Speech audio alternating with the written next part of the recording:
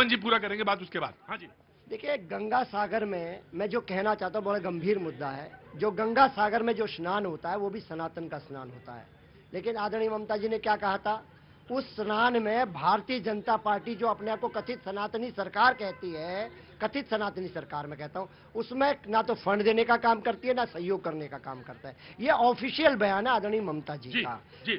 तो एक जगह के सनातन के जहां आपकी सरकार है वहां पर आपके क्या शब्द है। और जो मैं कहता हूं जो प्रश्न है वो उठाना हमारा काम है। हम विपक्ष के लोग हैं, हम भारतीय जनता पार्टी की वाहवाही के लोगों ने हमें नहीं चुना हुआ है। जब भारतीय, हम लोग क्या कह रहे थे, हम लोग कहते जो श्रद्धालु आए पूरे देश और विश्व से, उनको किसी प्रकार की दिक्कत नहीं होनी चाहिए, उसमें प्रश्न उठाना हमारा संवैधानिक दायित्व था और उसका निर्वहन हमारे नेता माननीय अखिलेश यादव जी कर रहे हैं। तो मैं यही तो कह रहा हूं, बस यह गलत है कि ये गंगा सागर में इंतजाम ना हो, केंद्र से फंड ना आए, या वो ये बात ठीक है आपकी, आप प्रश्न पूछिए इनसे, लोकसभा के पटल पे पूछिए कि कितना फंड दिया, कितना ट्रांसफर। लेकिन ये बताइए, आपके मुंह से एक बार भी नहीं निकला कि ये मृत्यु कुंभ कहना गलत है।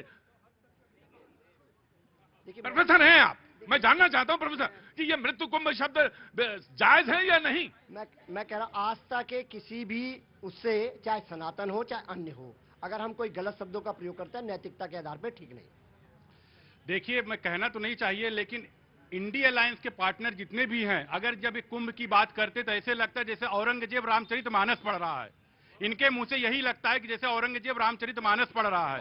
ये लोग जब कार सेवकों के ऊपर गोली चलवाते हैं, एक भी काउंटिंग नहीं, पूरी सरयू नदी लाल हो गई थी। सिखों पे भी सज्जन कुमार को सजा हुई, लेकिन कितने सिख मारे गए आज तक उसका डेटा ये नहीं दे पाए थे। तो जाहिर सी बात है कितना ये मृत्यु को छुपाते हैं, ये कितने मृत्यु छुपाते हैं। सन 84 में दंगा हुआ, कार सेवकों पर गोली चली, उसमें मुलायम सिंह जी ने कहा अगर जरूरत पड़ती 2-4 गोली और चलवा देते, और पूरा सरयू नदी लाल हो गई थी, गुप्तार घाट। इसका मतलब कितने लोग मारे गए, कहते थे 2 लोग मारे गए, 4 लोग मारे गए। तो जाहिर से मृत्यु का आंकड़ा, और गिद्धों के तरीके से यही लोग बैठे, ये लोग जाते हैं राम प्रसाद की बेटी में शादी में, तो ये लोग वो बाराती होते हैं जो कि ये कहते कैसे आग लगे घर को कैसे लूटा जाए, कैसे कोई मरे, कैसे कोई फिसले, ताकि तुरंत जाके क्या कहते हैं देखे अरे साहब मर गए। 100 करोड़ लोग आए, उसकी वाहवाही तो भाजपा को चाहिए, लेकिन लोग मर जाएं उसकी जिम्मेदारी नहीं चाहिए, उसकी जिम्मेदारी इनको नहीं चाहिए। जिम्मेदारी लीजिए, अगर आपको चाहिए बधाई तो कमी पर भी अपनी कमियां